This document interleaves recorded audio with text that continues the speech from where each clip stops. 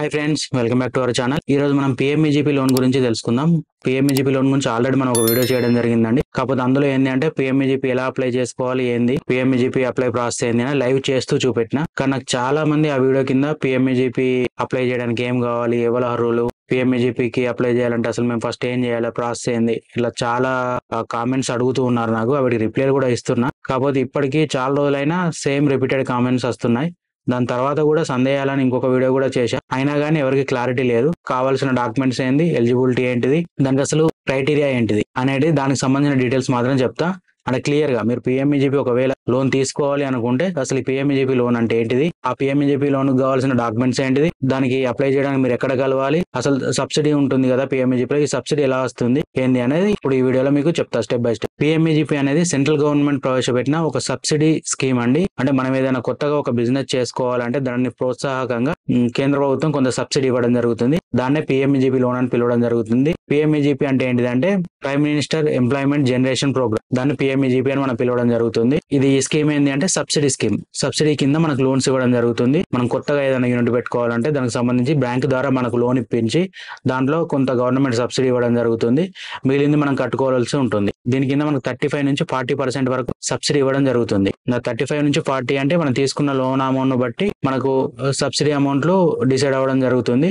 మళ్ళీ rural urban కూడా change అవ్వడం జరుగుతుంది. రూరల్ కి ఒకలా ఉంటుంది, అర్బన్ కి ఒకలా ఉంటుంది, ఆ జనరల్ కేటగిరీకి ఒకలా ఉంటుంది, అదర్స్ అందరికి ఒకలా ఉంటుంది. ఆ జనరల్ కేటగిరీ అంటే ఓసీ కేటగిరీ, ఇట్లా జనరల్ కేటగిరీలో ఉంటారు కదా, వాళ్ళందరికీ ఏమో ఒకలా ఉంటుంది subsidy.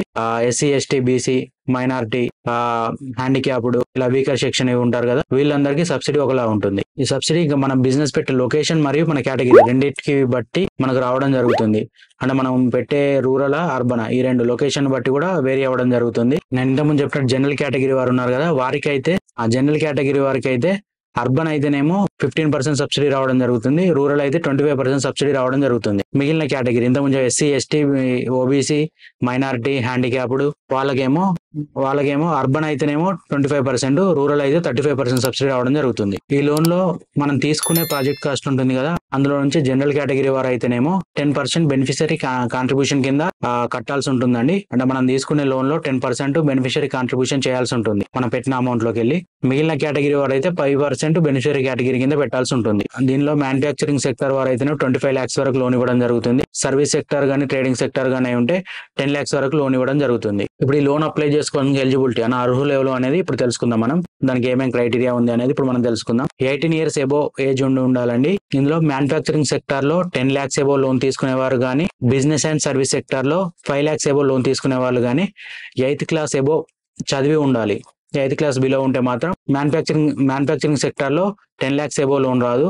Business and service sector లో 5 lakhs అబోవ్ లోన్ రాదు. 10 lakhs బిలో మ్యానుఫ్యాక్చరింగ్ సెక్టర్ లో గానీ, బిజినెస్ అండ్ సర్వీస్ సెక్టర్ లో 5 lakhs బిలో గానీ, 8th class బిలో చదువుకున్న వారికి కూడా వస్తుంది. అది 8th class అబోవ్ చదివి ఉంటే మాత్రమే బిజినెస్ అండ్ సర్వీస్ సెక్టర్ లో 5 lakhs అబోవ్, మ్యానుఫ్యాక్చరింగ్ సెక్టర్ లో 10 lakhs అబోవ్ లోన్ తీసుకోవడానికి మీరు అర్హులు. ఈ పిఎంఈజీపీ లోన్ అనేది అందరికీ వస్తుందంటే అందరికీ రాదండి. కొత్తగా ఎవరైనా బిజినెస్ పెట్టాలి అని అనుకుంటే వారికి మాత్రమే పిఎంఈజీపీ అప్లై అవ్వడం జరుగుతుంది. అంటే ఉన్న బిజినెస్ కు లోన్స్ కావాలన్నా లోన్స్ ఇస్తారు, కానీ సబ్సిడీ రాదు. కొత్తగా మీరు యూనిట్ కన్స్ట్రక్ట్ చేసి మేము బిజినెస్ పెడతామని అనుకుంటే మాత్రం మీకు సబ్సిడీ కూడా రావడం జరుగుతుంది పిఎంఈజీపీ కింద. ఇందులో ఇంకొకటి ఉందండి, ఒకవేళ మీరు ఇంతకు ముందు ఏదైనా గవర్నమెంట్ స్కీమ్ లో కనుక లబ్ధి పొంది ఉంటే పిఎంఈజీపీ కింద మీకు ఈ సబ్సిడీ వర్తించదండి, పిఎంఈజీపీ లోన్ కూడా మీకు వర్తించదు. ఇంతకుముందు ఇప్పటి వరకు ఎప్పుడు గవర్నమెంట్ నుంచి ఎటువంటి సబ్సిడీ అమౌంట్ మనం పొంది ఉండకపోతే మాత్రమే ఈ లోన్ కు మనం అర్హులం. ఇప్పుడు ఈ లోన్ అప్లై కావాల్సిన డాక్యుమెంట్స్ ఏందనేది చెప్తా. ఒక ఫోటో ఉండాలండి, పాన్ కార్డ్ ఉండాలి, ప్రాజెక్ట్ రిపోర్ట్ ఉండాలి, క్యాస్ట్ సర్టిఫికేట్ ఉండాలి, స్టడీ సర్టిఫికేట్ ఉండాలి. ఉద్యమ రిజిస్ట్రేషన్ అవసరం ఉంటుంది. అంటే ఈ లోన్ అప్లై చేసేటప్పుడు కాదు కానీ బ్యాంక్ లో సబ్మిట్ చేయాల్సి ఉంటుంది. ఉద్యమ రిజిస్ట్రేషన్ ఏంటిదంటే తెలియని వాళ్ళకు మన దాంట్లో వీడియోస్ ఉన్నాయి. ఇప్పుడు నెక్స్ట్ మీకు ఈ వీడియో తర్వాత ఉద్యమ రిజిస్ట్రేషన్ కు కావాల్సిన డాక్యుమెంట్స్ ఏంటి, అది ఎలా అప్లై చేసుకోవాలనే వీడియో కూడా వస్తుంది. కావాలంటే అది చూడండి. ఉద్యమ రిజిస్ట్రేషన్ ఏంటంటే లోన్ తీసుకున్నప్పుడు బ్యాంక్ లో అవసరం అవుతుంది, దాని సంబంధించిన వీడియో కూడా ఉంటుంది.